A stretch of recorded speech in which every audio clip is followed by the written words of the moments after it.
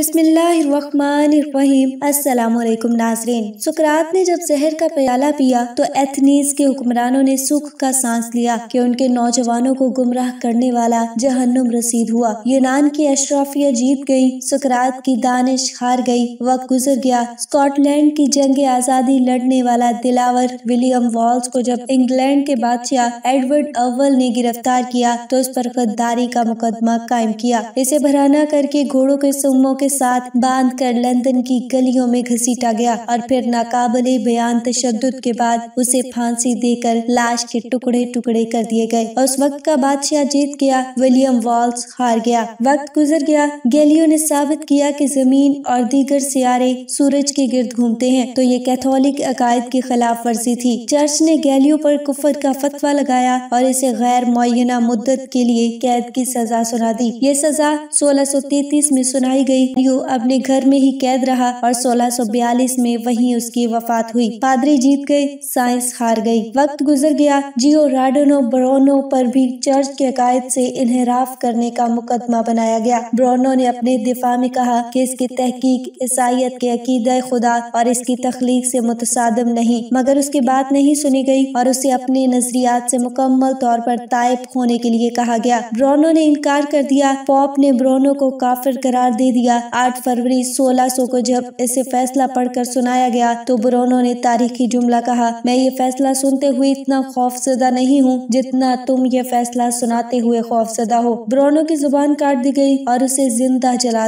دیا گیا۔ پوپ جیت گیا، برونو ہار گیا۔ وقت گزر گیا۔ حجاج بن یوسف جب خانہ کعبہ پر آگ کے گولے پھینک رہا تھا تو اس وقت ابن زبیر رضی اللہ تعالیٰ عنہ نے جوان مردی کی تاریخی رقم کی۔ انہیں مسلسل ہتھیار پھینکنے کے پیغامات موصول ہوئے، مگر آپ رضی اللہ تعالیٰ عنہ نے انکار کر دیا۔ اپنی والدہ حضرت اسماء رضی اللہ تعالیٰ عنہ سے مشورہ کیا۔ انہوں نے کہا کہ اہل حق اس بات کی فکر نہیں کیا کرتے کہ ان کے پاس کتنے مددگار اور ساتھی ہیں، جاؤ تنہا لڑو اور اطاعت کا تصور بھی ذہن میں نہ لانا۔ ابن زبیر رضی اللہ تعالیٰ عنہ نے صفاق حجاج بن یوسف کا مقابلہ کیا اور شہادت نوش فرمائی۔ حجاج نے آپ رضی اللہ تعالیٰ عنہ کا سر کاٹ کر خلیفہ عبد المالک کو بھجوا دیا اور لاش لٹکا دی۔ خود حضرت اسماء کے پاس پہنچا اور کہا، تم نے بیٹے کا انجام دیکھ لیا؟ آپ رضی اللہ تعالیٰ عنہ نے جواب دیا، ہاں، تو نے اس کی دنیا خراب کر دی اور اس نے تیری عقبہ بگاڑ دی۔ حجاج جیت گیا، ابن زبیر رضی اللہ تعالیٰ عنہ ہار گئے۔ وقت گزر گیا۔ ابو جعفر منصور نے کئی مرتبہ امام ابو حنیفہ کو قاضی القضات بننے کی پیشکش کی، مگر آپ نے ہر مرتبہ انکار کیا۔ ایک موقع پر دونوں کے درمیان تلخی اس قدر بڑھ گئی کہ منصور کھلم کھلا ظلم کرنے پر اتر آیا۔ اس نے انہیں بغداد میں کے کام کی نگرانی اور اینٹیں گننے پر مامور کر دیا۔ مقصد ان کی ہتک کرنا تھا۔ بعد ازاں منصور نے امام ابو حنیفہ کو کوڑے مارے اور اذیت ناک قید میں رکھا۔ بالآخر قید میں ہی انہیں زہر دے کر مروا دیا گیا۔ سجدے کی حالت میں آپ کا انتقال ہوا۔ نماز جنازہ میں مجمع کا حال یہ تھا کہ 50,000 لوگ امڑ آئے۔ 6 مرتبہ نماز جنازہ پڑھی گئی۔ منصور جیت گیا، امام ابو حنیفہ ہار گئے۔ وقت گزر گیا۔ تاریخ میں ہار جیت کا فیصلہ طاقت کی بنیاد پر نہیں ہوتا۔ یونان کی اشرفیاں سقراط سے زیادہ طاقتور تھی، مگر تاریخ نے ثابت کیا کہ سقراط کا سچ زیادہ طاقتور تھا۔ ولیم والز کی دردناک موت کے بعد اس کا نام لیوا بھی نہیں ہوتا تھا، مگر آج ایبرڈین سے لے کر ایڈنبرا تک ولیم والز کے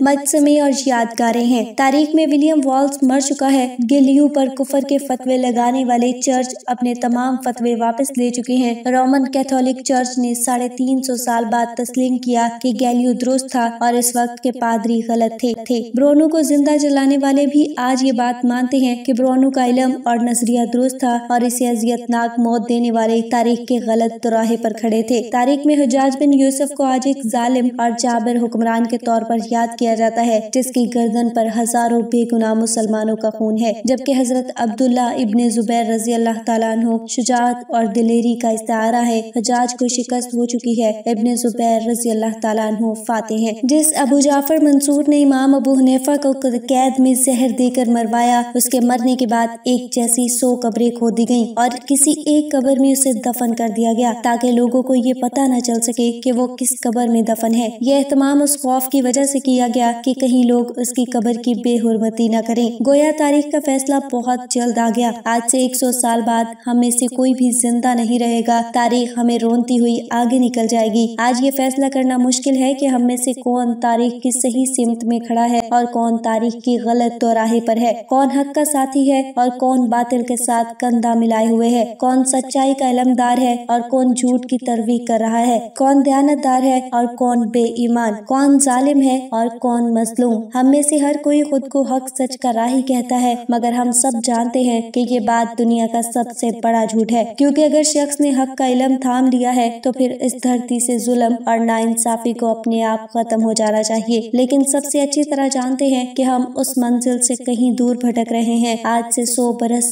बाद अलबत्ता कोई मौरख हमारा अहवाल लिखेगा तो वो एक ही कसौटी पर हम सबको परखेगा, मगर अफसोस कि उस वक्त तारीख का बेरहम फैसला सुनने के लिए हम में से कोई भी जिंदा नहीं होगा। सो आज हम जिस दौर से गुजर रहे हैं, क्यों न खुद को हम एक बेरहम कसौटी पर परख लें और देख लें कि कहीं हम यूनानी इशराफिया के साथ तो नहीं खड़े जिन्होंने सुकरात को जहर का प्याला थमा दिया था, कहीं हम ब्रूनो को जिंदा जलाने वाले पादरियों के साथ तो नहीं खड़े, कहीं हम हज्जाज की तरह जालिमों के साथ तो नहीं खड़े, कहीं हम इमाम अबू हनीफा और इमाम मालिक पर कोड़े बरसाने वालों के साथ तो नहीं खड़े, कहीं हम इब्ने राशिद के खिलाफ फतवा देने वालों के साथ तो नहीं खड़े, कहीं हम तारीख की गलत सिमत में तो नहीं खड़े। इस सवाल का जवाब तलाश करके खुद को गलती पर तस्लीम करना बड़े ज़रफ का काम है, जिसकी आजकल शदीद कमी है। वक्त तो गुजर ही जाता है, देखना सिर्फ ये होता है कि किसका बाज़मीर ने उस वक्त कैसे गुजारा है। अल्लाह ताला हमें हक को हक दिखाए और इसकी पैरवी करने की तौफीक अता फरमाए और बातिल को बातिल दिखाए और इससे बचने की तौफीक अता फरमाए। आमीन सुम्मा आमीन या रब्बुल आलमीन।